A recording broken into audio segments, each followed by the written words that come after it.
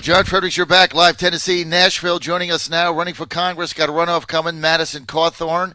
Got a big event coming up this week. Wanted to get him on and announce it. Madison, thanks for being with us again. Thanks for getting up early, sir. Thank you.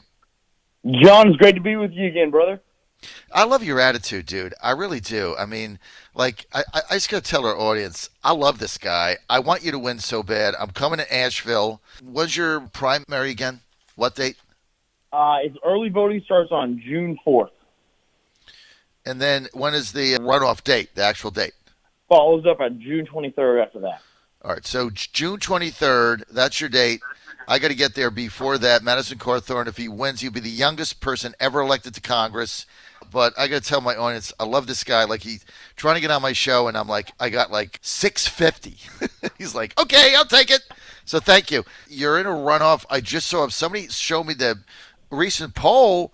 I mean, this thing is within the margin of error. I think you're going to win this race, man.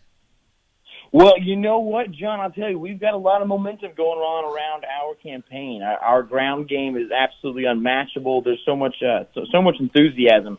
The people of NC11, they just don't like being told what to do by super PAC bosses. Tell us about your event you've got coming up. It's kind of neat, and you wanted to tell everybody about it. What is it? Explain it. Well, you know what? So our governor is starting the process of opening our state. It's a little bit slower than I would like, but, you know, as I'm sure everyone all across the country knows, our restaurateurs have been just taking an absolute beating throughout this crisis. And so I really want to be able to we are without representation right now here in Western North Carolina. We don't have a congressman right now, and I know there's really nothing I can do on a federal level because I'm not elected yet. But I believe it's my duty to try and help my community in any way I can. So I'm hosting a nonpartisan event. It's the Great American Tailgate. It's just to encourage people to go out. We can all practice some social distancing. We're all going to go out to Main Street on all the downtowns all over our district, and we'll go out, order some food curbside, and you can take it back and eat it by your car. You can see your neighbors and just have a good time. We broached the conversation with all the restaurateurs around here, and they are so excited about it. They are absolutely just starving for business.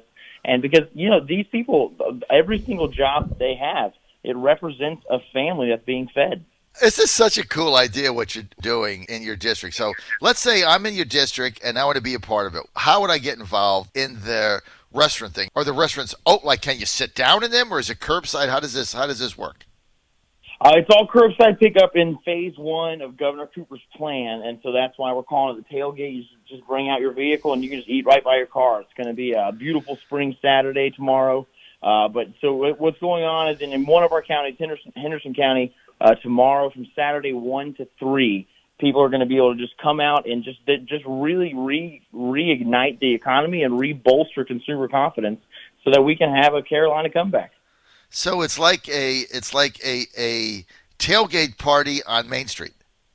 That's exactly what it is. We're planning on taking this around to all the other towns around our district because I mean, this is not just one municipality that's hurting. Everybody's hurting all over the country just because these liberals are trying to take us for all we're worth, and they're using the American taxpayers at their expense. Roy Cooper, your governor, another like whack job, right? So your whack governor, his phase one doesn't allow people to go into a restaurant and eat. It does not, and I'll tell you how it doesn't really make much sense because he doesn't even allow people to use outside dining. I mean, I can understand if you don't want people to have interaction with waiters and servers maybe at this point, but I don't understand the reason why someone could not have outside dining as it's been shown over and over again by many medical officials. You know, the sun kills this virus. When it gets on a surface, the sun kills it. And so it's just, I think that Governor Cooper is moving super slow. I believe that he may be, one of the reasons and motivations he may be moving so slow is because the Republican National Convention is slated to be in Charlotte, North Carolina this year. And so I believe that there may be some political motivation behind this. You think so, Madison? You think maybe there's some political motivation behind what Roy Cooper does in a swing state with the National Republican Convention slated there for the end of August? You think maybe there's just a little bit of politics that got into Roy Cooper's decision? I mean, Madison Cawthorn, come on.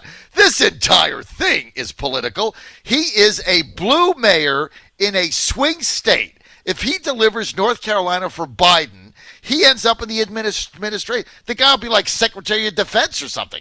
I mean, this is all politics, Madison. This has nothing to do with people getting sick or hospital beds or ventilators or anything else. It is all politics, dude. And here's what they want to do. He wants to keep the state shut down so they can't have a convention.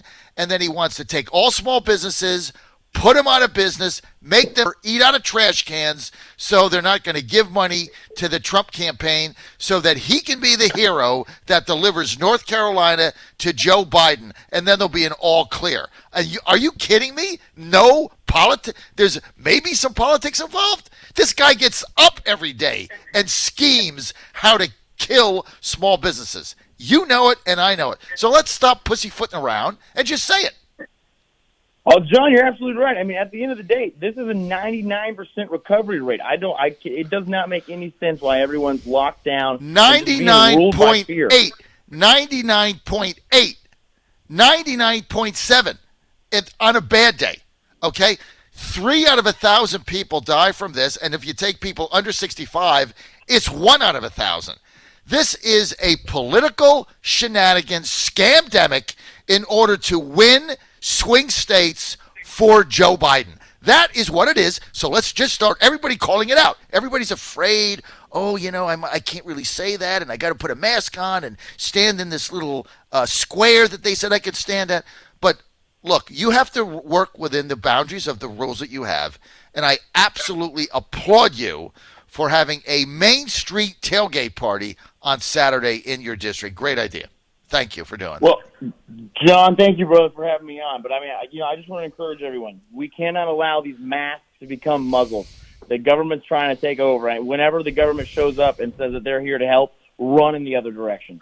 I like that. Masks or muzzles. Very good, Madison. Very good. Thanks for being with us. Really, thank you. Madison Cawthorn. MadisonCawthorn.com. There's no E on the last of the name, but if you could just go out, watch the video and see what's going on. We're trying to save our country, get it back to a constitutional republic, and get it away from this era of big government being ushered in by the far-left liberals.